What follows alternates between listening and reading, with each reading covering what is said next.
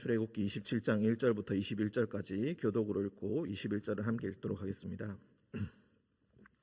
너는 조각목으로 길이가 5규빗, 너비가 5규빗의 제단을 만들되 네모 반듯하게 하며 높이는 3규빗으로 하고 그 네 모퉁이 위에 뿔을 만들되 그 뿔이 그것에 이어지게 하고 그 제단을 노수로 싸고 재를 담는 통과 부삽과 대야와 고기 갈고리와 불 옮기는 그릇을 만들되 제단의 그릇을 다 노수로 만들지며 제단을 위하여 노수로 그물을 만들고 그 위 네 모퉁이에 놋고리 넷을 만들고 그물은 제단 주위 가장자리 아래 곧 제단 절반에 오르게 할지며 또 그 제단을 위하여 채를 만들되 조각목으로 만들고 놋으로 쌀지며 제단 양쪽 고리에 그 채를 꿰어 제단을 매게 할지며 제단은 널판으로 속이 비게 만들되 산에서 내게 보인 대로 그들이 만들게 하라.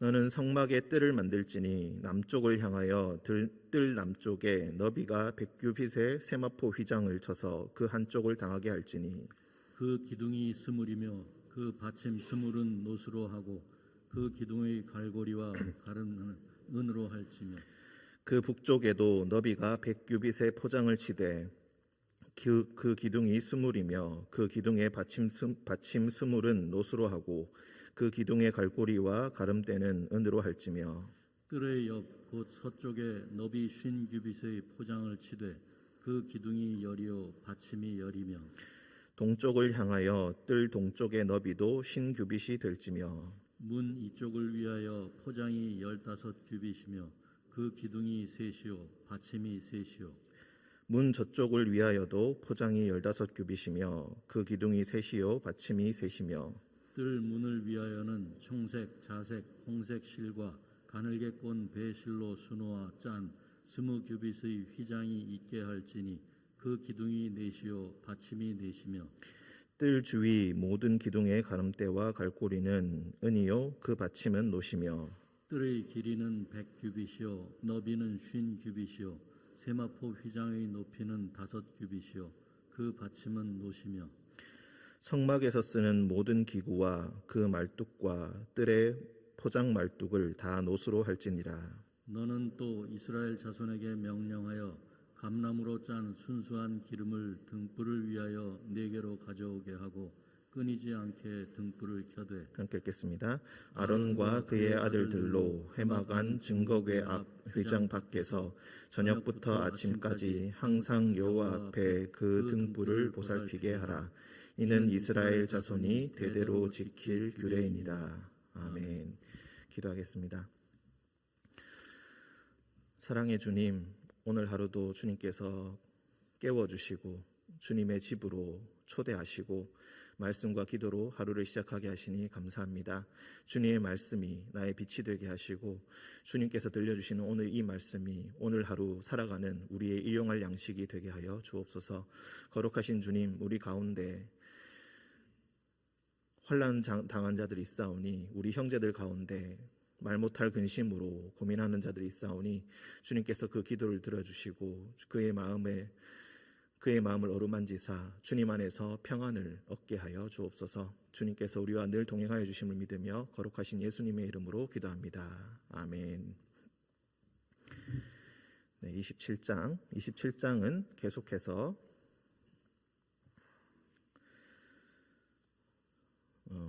회막 또는 성막이라고 부르는 이동식 성전에 대해서 이야기합니다. 구체적으로 세 부분으로 나눌 수가 있겠습니다. 1절부터 8절까지는 번제단이라고 해서 이 번제단은 천막 바깥에 있는 두 가지 구조물 중에 하나입니다. 하나는 물덩이이고 하나는 번제단입니다.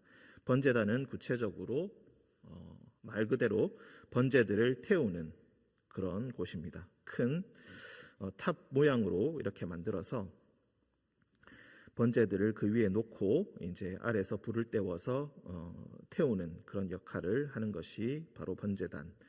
그리고 성막의 뜰이라고 이야기하는데 구체적으로는 전체적인 그 범위를 이야기합니다. 그리고 마지막이 이제 이 뜰에 대한 설명 부분이 9절부터 19절까지 다 나와 있고 20절부터 21절까지가 등불의 기름을 의미합니다. 먼저 1절부터 보시면은 조각목으로 길이가 5규빗, 너비가 5규빗의 제단을 만들어라. 조각목은 보통 아카시아 나무라고 그렇게 이해가 됩니다. 길이가 5규빗. 어제 설명하신 대로 이 한 규빗이라는 것은 팔꿈치부터 시작해서 손가락 끝까지 성인 남성의 그 길이를 이야기하는데 일반적으로 45cm 정도 된다. 그렇게 우리가 이해하고 있습니다. 넉넉 잡아 50cm라고 본다면은 5규빗은 2.5m 정도가 되겠습니다. 즉 2.5m의 커다란 네모 반듯한 모양으로 되어 있고 높이가 3규빗이다. 그래서 높이가 1.5m 정도 되는 그런 높이가 되겠다. 이렇게 보시면 되겠습니다. 제사장들이 제사의 종류에 따라서 여러 가지 짐승으로부터 해체한 기름이라든지 고기라든지 이런 것들을 그 위에 올려놓으면은 이제 밑에서 그것을 태워서 연기가 하늘로 올라가게 되고 하나님께서 그 향기를 흠향하신다. 그래서 동물의 제사를 그렇게 하나님께 드린다. 이렇게 이해하고 있습니다. 그 종류에 따라서 태우는 종류에 따라서 제사의 종류가 나뉘게 됩니다. 우리가 레위기 1장에서부터 나오는 번제, 소제, 속제제, 속건제, 화목제 이렇게 보통 5가지의 종류가 나오는데 아직 제사의 종류에 대해서는 레위기에 나와서 구체적으로 나오게 됩니다. 2절 그 내 모퉁이 위에 뿔을 만들되 그 뿔이 그것에 이어지게 하고 그 제단을 노수로 싸고 이 뿔의 모양이 어떤 것인가 어떤 모양인가에 대해서는 여전히 미스테리한 부분입니다. 아직 정확하게 알려진 게 없습니다.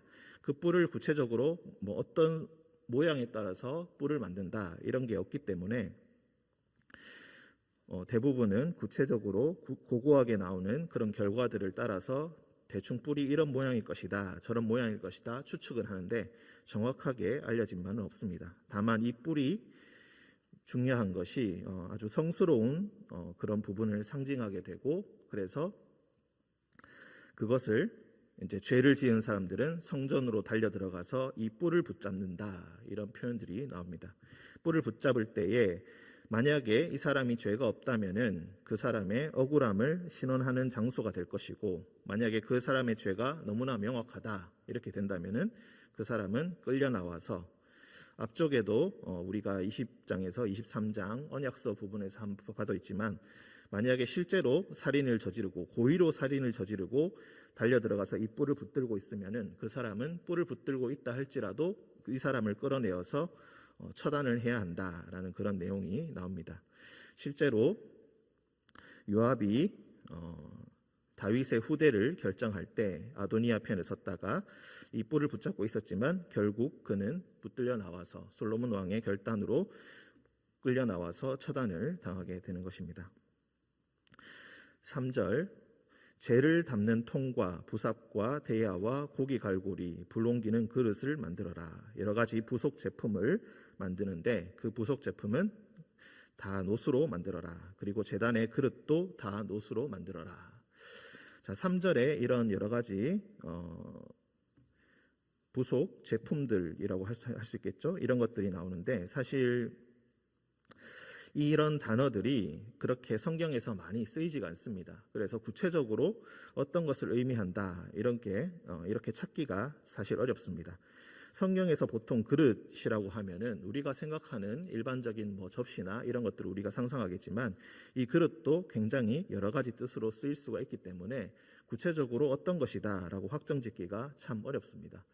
그래서 우리가 25장부터 31장까지 성막을 어떻게 짓는가에 대한 여러 가지 묘사들이 길게 나오는데 이런 것들을 읽을 때마다 사실 그림을 그려서 설명하면은 가장 쉬울 것입니다. 그런데 사실 막상 그림으로 그리려고 하면은 이것을 그림으로 그리기가 쉽지가 않습니다. 아주 구체적으로 묘사가 잘 되어 있는 것 같지만 실제로 그림을 그려본다라고 했을 때 막히는 부분들이 꽤 많기 때문에 그림으로 그리는 것이 사실 한계가 있고 이것을 그림으로 표현하기 위해서 여러 가지 노력을 하고 있지만 사실 아직까지 쉽지가 않습니다. 그래서 크게 대략적으로 대강 이런 식으로 되어 있겠구나. 그 큰 틀을 잘 잡고 계시는 것이 가장 중요합니다. 구체적으로 뿔의 모양이 어떻구나, 저렇구나 이런 것들까지는 우리가 다 알 수 없지만 제단의 높이가 어느 정도 되고 제사장들이 키가 대략 어느 정도 되면은 그 위에 올려놓을 제단 그 제물을 이렇게 올려놓고 이렇게 예배를 드렸겠구나. 그 뿔에는 그 짐승의 피를 발라서 또 거룩하게 했겠구나. 이런 것들을 우리가 계속 읽어보시면서 그 틀을 잡아 나가는 것이 가장 중요하다고 하겠습니다. 너무 세부적인 사항에 집착하기 시작하면은 한도 끝도 없기 때문에 대략적인 그런 설명들을 읽어보시고 또 중요한 것은 만약에 더 궁금하다라고 생각이 드시면은 성막의 모형들을 꽤 많이 팔고 있습니다. 그런 것들을 한번 사셔서 한번 조립해 보시면서 익히는 것도 좋을 것입니다. 다만 이 성막에 대해서 구체적으로 의미를 하나하나 부여하고 또 지나치게 많은 의미를 부여하려고 하는 그런 노력들이 있습니다. 그런 노력들은 사실 다 알 수 없는 것이고 외부의 문서들, 즉 탈무드라든지 아니면은 관련 이런 문서들을 참고해서 그런 의미들을 우리가 알 수 있는데 우리는 그것까지 모두 다 너무 지나치게 의미를 부여할 필요는 없고 대략적으로 이렇게 이동하는 과정에서 광야에서 이렇게 예배를 드렸구나. 이것이 모형이 되어서 이후에 솔로몬의 성전을 지을 때 이런 식으로 발전을 했구나. 또 성전이 부서지고 난 그 이후에 에스겔 43장에서 48장까지 또 미래의 새로운 성전을 지으실 하나님의 계획을 알려주는 부분이 나오는데 거기서는 정말로 아주 복잡해지기 때문에 이런 과정들이 이렇게 일어나는구나. 하지만 그 큰 틀이 분명히 유지는 되는구나. 이런 것들을 이해하시면 되겠습니다. 더 궁금하시면 이런 것들을 자세히 읽어보시면서 비교해 보시는 것도 재밌는 작업이 될 것입니다. 4절 제단을 위하여 놋으로 그물을 만들고 그 네 모퉁이 위에 녹고리 넷을 만들어라. 이 그물을 만든다. 이것도 참 애매한 표현입니다. 그래서 어떤 학자들은 이것이 놋 제단에 올라가는 계단 같은 것이 아니었겠느냐 이렇게 추측하는 사람도 있고 하지만 일반적으로는 그 통 안에 그물 같은 것을 만들어서 이제 그 제물들을 올려놓고 태우고 그리고 그 밑으로 재나 먼지 같은 것들 불순물들이 떨어지게 하는 그런 구조가 아니었겠느냐 보통 그렇게 이해를 합니다.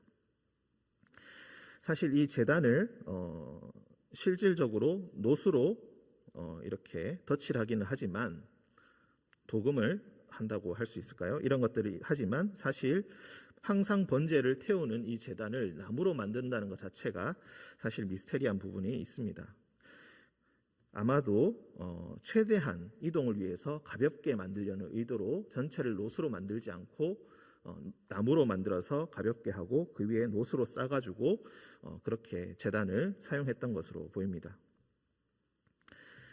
6절 또 그 제단을 위하여 채를 만들되 조각목으로 만들고 놋으로 쌀지며 그래서 항상 이동할 수 있도록 그 밑에 고리를 만들어 놓고 그 조각목으로 그때마다 꿰어서 바로바로 옮길 수 있도록 그렇게 제단을 메고 다닐 수 있도록 그렇게 한다. 이후에 민수기 부분에 들어가시면은 레위 지파에는 크게 세 지파가 나오게 됩니다. 레위의 세 아들인 게르손, 고핫, 무라리 이 세 아들이 각자 큰 지파를 형성하게 되고 이 세 지파가 성막을 이동할 때에 나누어서 그 짐을 지고 가는 것을 보게 됩니다. 이런 것들이 또 어떻게 옮겨지는가 이런 것들을 구체적으로 관찰을 잘 해보시고 이후에 이해하고 계시면은 그 이후에도 어떻게 그것을 하게 되는지 잘 보게 됩니다. 나중에 이동이 없어지고 솔로몬 성전에 완전히 정착하게 되면은 이 사람들이 또 새로운 직무를 맡아서 각자의 역할을 잘 감당하게 됩니다. 문지기라든지 성가대라든지 각자의 역할로 흩어지게 되는 것을 보는데 그런 것들도 함께 종합적으로 잘 보시면은 더 재밌을 것입니다. 7절 제단 양쪽 꼬리에 그 채를 깨어 제단을 매게 할지며 8절 제단은 널판으로 속이 비게 만들되 산에서 내게 보인 대로 그들이 만들게 하라. 자, 산에서 보인 양식 그대로 하라라는 이 8절의 하반절의 표현들, 이것이 계속 반복된다는 것을 우리가 많이 관찰할 수 있겠습니다. 읽다 보면은 하나님께서 산에서 보인 양식대로 만들어라. 하나님께서 어떤 양식을 우리에게 가르쳐 주셨고 그 양식대로 순종하라 일러주셨는데 그것에 잘 순종하고 있다. 이런 표현으로 계속 이런 표현을 반복하고 있습니다. 9절 성막에 뜰을 만들지니, 자 이제 뜰을 만들어서 하는데 이 성막의 뜰이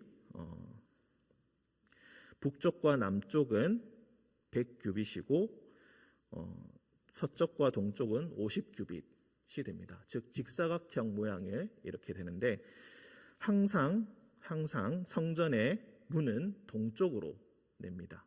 왜 동쪽으로 내는가? 여러 가지 의견이 있지만 보통은 해가 떠올랐을 때 그 빛이 가장 먼저 문에 비치게 하기 위해서 그렇게 한다.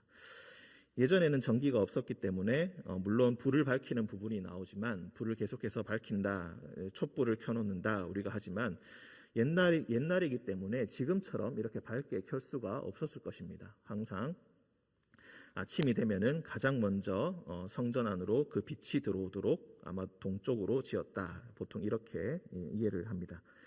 남쪽과 북쪽에 기둥 수물을 세우고 받침도 만들고 갈고리와 가름대도 만든다. 서로 이제 연결을 하고 땅에 깊이 잘 박힐 수 있도록 여러 가지 보조 장치를 하게 된다. 그리고 이렇게 기둥을 세운 다음에 세모포 휘장을 걸어가지고, 그러니까 보통 그렇게 이해하고 있습니다. 세모포 휘장을 큰 것을 만들어가지고 그것을 이제 걸어두는 것입니다. 즉 위에는 뚫려 있고 사방 벽으로는 이렇게 세마포 휘장을 둘러서 이렇게 막고 있다. 이렇게 보시면 되겠습니다.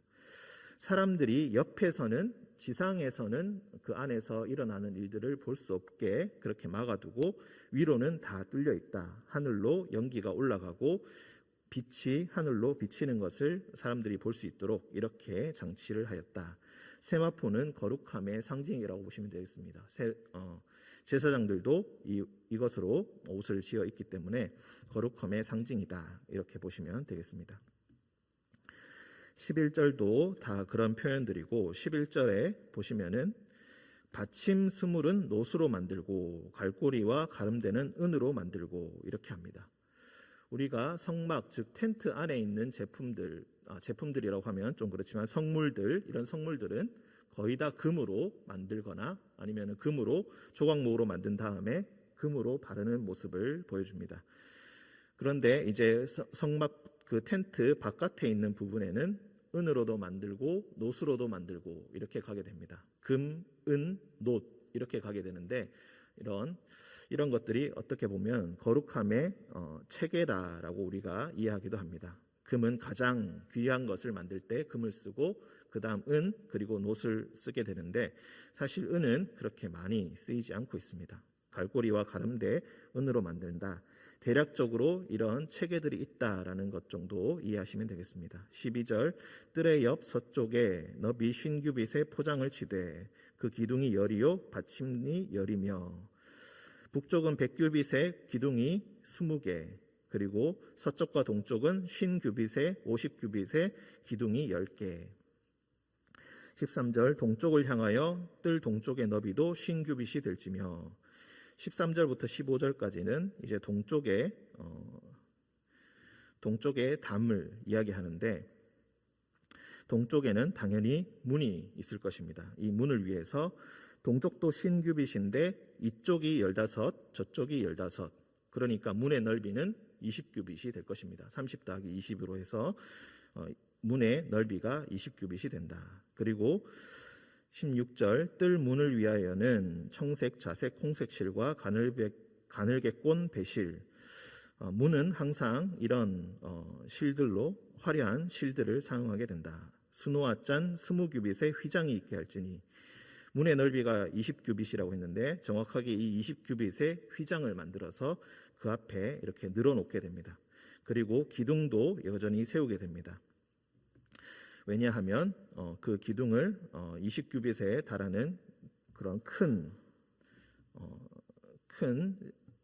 휘장을 짜서 걸어놔야 되는데 그 기둥이 있어야 되게 그것을 지탱할 기둥이 있어야 할 것입니다. 그 기둥도 만들고 또 기둥 밑에 또 받침도 만들게 된다. 뜰 주위 모든 기둥의 가름대와 갈고리는 은으로 만든다. 그리고 그 받침은 노수로 만든다. 거룩함의 단계가 살짝 구분이 되고 있습니다. 18절 뜰의 길이는 100규빗이요 너비는 50규빗이요 세마포 휘장의 높이는 5규빗이요 그 받침은 노시며 높이가 5규빗이라고 합니다. 19절 성막에서 쓰는 모든 기구와 그 말뚝과 뜰의 포장 말뚝을 다 노수로 할지니라. 여타 나머지 부속 그런 기구들 말뚝이라든지 이런 것들은 다 노수로 만들게 된다. 20절 너는 또 이스라엘 자손에게 명령하여 감나무로 짠 순수한 기름을 등불을 위하여 내게로 가져오게 하라. 감나무로 짠 순수한 기름, 이 순수한 기름이다라는 것은 다른 도구를 사용하지 않고 직접 절구에 공이를 가지고 감람을 직접 손으로 짠다. 보통은 이렇게 이해를 하고 있습니다. 이렇게 기름을 짜면은 연기가 많이 나지 않고 빛이 아주 밝게 나온다고 그렇게 이해를 하고 있습니다.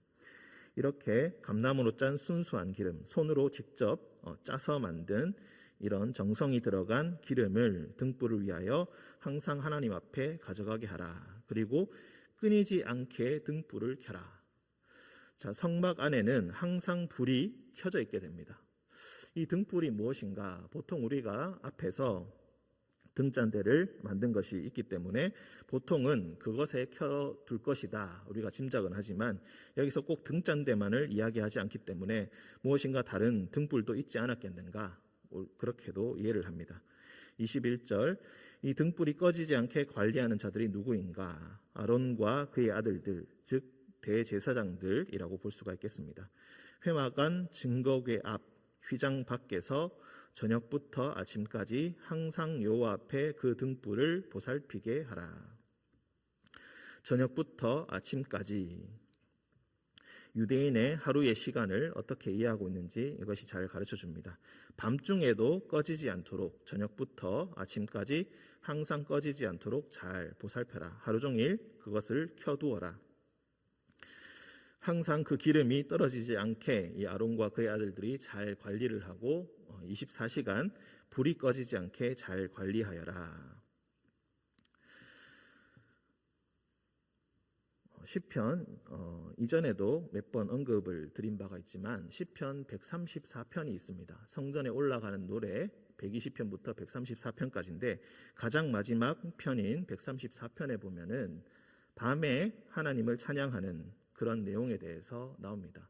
이후에 다윗의 성전이 지어지고 난 그 이후에 성가대의 무리, 레위 지파 중에 성가대가 아주 많이 서게 되는데 아마도 이 성가대가 조를 짜서 밤에도 계속 지키면서 성전을 지키면서 돌아가면서 성전을 지키면서 계속 찬양을 불렀을 것이다. 그렇게도 이해를 합니다. 불만 꺼지지 않게 하는 것이 아니라 이후에는 찬양의 소리가 성전에서 끊이지 않도록 조를 짜서 돌아가면서 계속해서 찬양을 불렀을 것이다. 우리가 134편의 내용을 통하여서 그렇게 뒤에 있는 것을 짐작을 하게 되는 것입니다. 20절과 21절의 이 내용이 어쩌면 우리에게 상당한 감동을 주고 그 의미를 다시 한번 생각하게 합니다. 불은 항상 꺼지지 않아야 한다. 하나님을 섬기는 그 처소에는 불이 꺼지지 않는다. 항상 하나님께서 성전을 통하여서 그 성막을 통하여서 이스라엘 백성들과 함께 하시고 광야의 모든 어려운 순간, 힘든 순간, 그 모든 순간에 항상 하나님께서는 함께 하신다라는 의미에서 이 성전의 불은 꺼지지 않는다. 하나님께서 베드로전서의 표현대로 우리를 거룩한 제사장으로 세워주셨다. 우리는 그렇게도 이해를 합니다. 만약 우리가 그 구절과 함께 이 말씀을 이해한다면 우리 역시 이러한 제사장의 역할을 감당해야 할 것입니다. 여러분의 가정에 그리고 여러분의 자녀들의 가정에 불이 꺼지지 않도록 여러분이 제사장의 역할을 해야 할 것입니다. 그 단순히 불을 켜놓는다라는 것의 의미가 아니라 기름을 손으로 직접 짜고 그리고 불이 꺼지지 않도록 세심하게 관리하고 그리고 정성을 다하여서 기도하고 하나님 앞에 항상 깨어있는, 예수님께서도 우리에게 항상 말씀하셨습니다. 깨어있으라. 그런 제사장의 역할을 가정에서 누군가 감당을 해야 할 것입니다.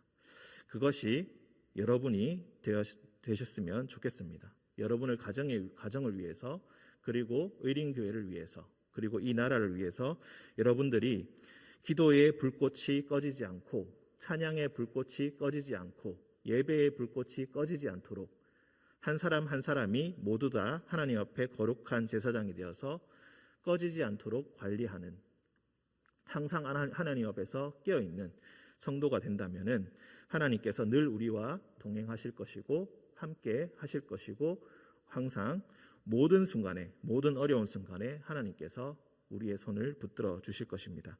이스라엘 자손이 대대로 지킬 규례라고 했습니다. 이것이 오늘 이 자리에 있는 모든 성도님들이 대대로 지키실 그런 규례가 되기를, 그리고 이후에 또한 다른 세대들이, 다음에 세대들이 이 규례를 대대로 지켜가는 그런 교회와 가정이 되시기를 하나님의 이름으로 축원드립니다. 함께 기도하겠습니다. 사랑과 은총이 충만하신 주님,